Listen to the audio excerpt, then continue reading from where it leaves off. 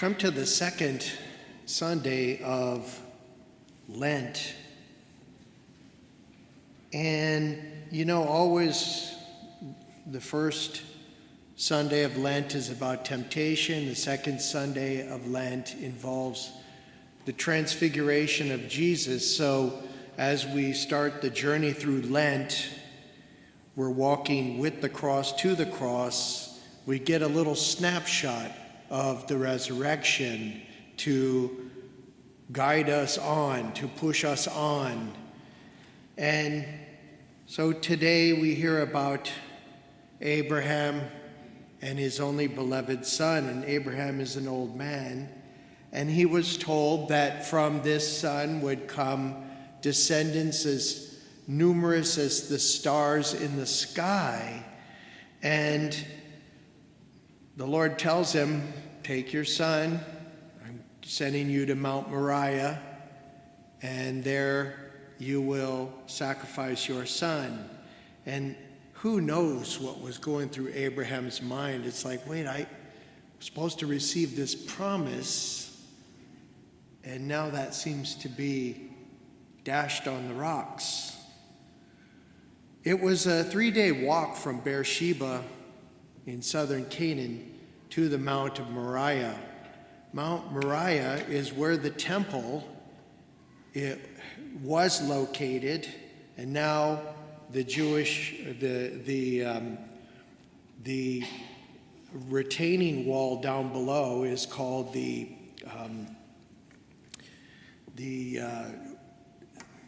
why can't I think of the name of it? The Tears, the Wailing Wall. And up above is two different mosques. One, the Dome of the Rock, and the other one, the Mosque of Omar. Dome of the Rock is the one that's more famous and more visible. And according to some, they say that that dome is put right in the place where that rock was, where Abraham was going to sacrifice his son. I asked Father Charlie years ago if the Jews ever took back that piece of real estate, what would happen, and he said it would be World War III. Yeah, it's a very touchy situation. And in the past, Gentiles were allowed to go up there and visit, but I don't think that's the case anymore, but maybe you have been there more recently and you know different. So Abraham takes his son up to Mount Moriah and finds the place where the Lord wants him to be sacrificed, and then takes the knife and gets ready to do it. And the Lord intervenes and he says, no, don't go forth with this. Don't go forward with this. I can see how committed you are to me. And they spy a ram in the thicket caught by the horns. We know that the lamb, sheep, very important in the stories of the Old Testament and New Testament. We have this image on the back of the balcony level of the lamb, very docile lamb, laying upon the crucifix or upon the cross, and the dove of the Holy Spirit hovering above. So there's many different images of the lamb. And so there's this ram in this thicket. And oftentimes we gloss over it, but a ram is not gentle, peaceful, one of the sheep in the field. This is an animal that demonstrates its power and authority. It's caught in the thicket, and it's substituted for the burnt offering, as a burnt offering for Isaac.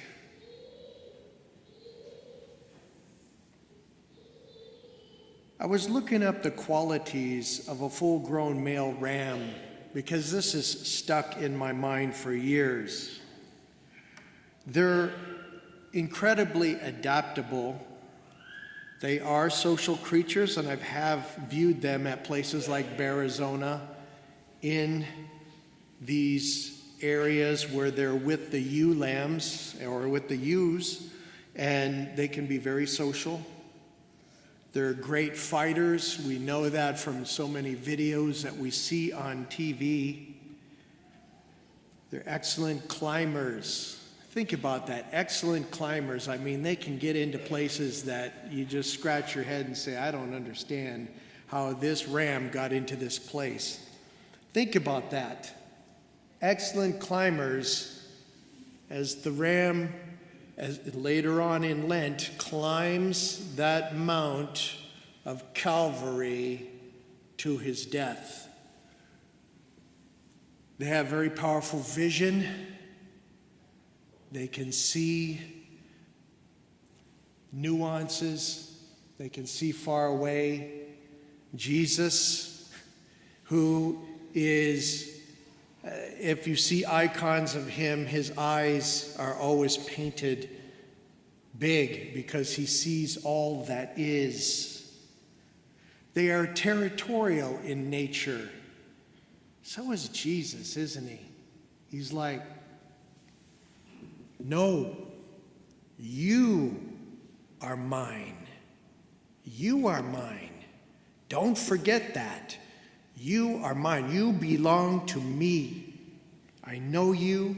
I've known you since the beginning. I have a secret name for you that will be revealed when you come to me.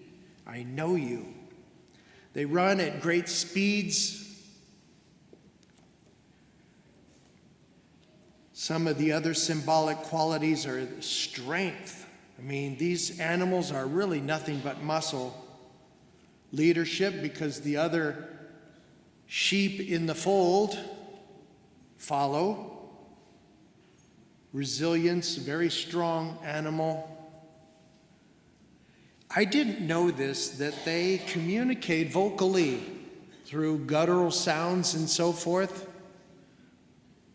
Secular mythology often associates rams with gods. Isn't that amazing? Today, we celebrate the one who, there was this substitute for Isaac in that thicket, and then there's a substitute for that ram in that thicket in Jesus. Now we see his transfiguration, but we know before that transfiguration will come that substitution of Jesus as we journey through Lent, that substitution that says, I sinned, I messed up. This is supposed to be me paying the price, but God sent his only son to do that for me.